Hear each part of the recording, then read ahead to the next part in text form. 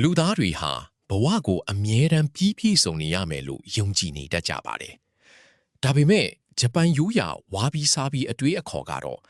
ချူယွင်းချက်တွေဟာအလှတရားတွေဟာအလှတရားရဲ့အဟန့်အတားမဟုတ်ပဲအလှတရားကိုဖန်တီးပေးတဲ့အရင်းအမြစ်ဖြစ်တယ်လို့သွန်သင်ပေးထားပါတယ်။မပြီးပြည့်စုံမှုကိုလက်ခံလိုက်တာဟာအရေးအသွေးကိုလစ်လျူရှုတာမဟုတ်ပဲဘဝရဲ့သဘာဝအမှန်ကိုနားလည်လိုက်တာပဲဖြစ်ပါတယ်2006ခုနှစ်ဒီဇင်ဘာလအတွင်းမှာခရီးသွားတဦးဟာ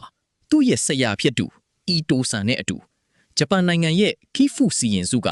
တောင်ကြီးတစ်ခုမှရှိတဲ့ယာရီမီခန်လို့ခေါ်တဲ့ရိုးရာတီးခိုခန်းလေးကိုရောက်ရှိခဲ့ပါတယ်။အဲ့ဒီမှာသူတို့ဟာခိုင်းစိတ်ကီလို့ခေါ်တဲ့ရိုးရာအစားအစာကိုစားသုံးခဲ့ကြပါတယ်။အစားအသောက်တွေတီခင်းထားတဲ့ပကံခွက်ရောက်တွေဟာပုံမမှန်မဲချို့ယွင်းနေတယ်လို့ဟင်းလျာတွေဟာလည်းတဘာဝအတိုင်းရိုးရိုးရှင်းရှင်းပဲရှိနေတာကိုတွေ့ရှိခဲ့ရပါတယ်။ဒါဟာပထမတော့အထင်ကြီးစရာမရှိဘူးလို့ထင်ရပေမဲ့တကယ်တော့ဒါဟာဘဝရဲ့အလှပဆုံးအတွေ့အကြုံတစ်ခုဖြစ်နေခဲ့ပါတယ်။လူအများစုကအလောက်ကောင်းကောင်းရမှငွေကြီးအမြောက်များရှိမှ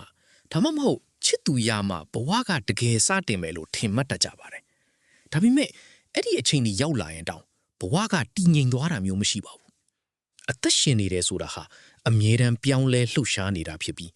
တည်ဆုံးနေတဲ့အရာတွေပဲပြောင်းလဲမှုမရှိပဲတည်ငြိမ်နေတာဖြစ်ပါတယ်။ဘဝကပြည့်စုံမနေဘူးဆိုတဲ့အချက်ကြောင့်ပဲလူသားတွေဟာဆက်လက်ရှင်သန်နေကြတာဖြစ်ပါတယ်။ဝါဘီစာဘီအတွေးအခေါ်မှာတော့ဘယ်အရာမှပြည့်စုံခြင်းမရှိအမြဲတမ်းမတည်မြဲသလိုဘယ်တော့မှလည်းအဆုံးမတတ်ဘူးလို့ဆိုပါတယ်။ခေတ်သစ်စိတ်ပညာအရာလည်းမိမိကိုယ်ကိုပြည့်စုံရမယ်လို့ဖိအားပေးတာထက်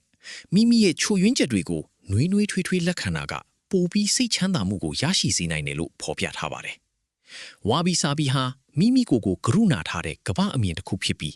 ဘဝရဲ့မပြည့်စုံမှုတွေကိုပြုပြင်ဖို့မလိုပဲလက်ခံတတ်ဖို့လမ်းပြပေးပါတယ်။ပထမဆုံးအနေနဲ့တစ်နေ့တစ်ကြိမ်လောက်မပြည့်စုံတဲ့အရာတွေတဲကအလှတရားကိုရှာဖွေကြည့်ပါ။ဒုတိယအချက်အနေနဲ့တစ်ဖက်မှာအလုတ်တစ်ခုကိုပြည့်စုံအောင်လုပ်မနေပဲတော်ယုံအစ်စ်နဲ့တင်လက်စတတ်ပြီးထုတ်ပြကြည့်ပါ။နောက်ဆုံးအနေနဲ့ကိုဟာဘာကိုစောင့်နေတာလဲဆိုတာကိုကိုပြန်မိကြည့်ပါ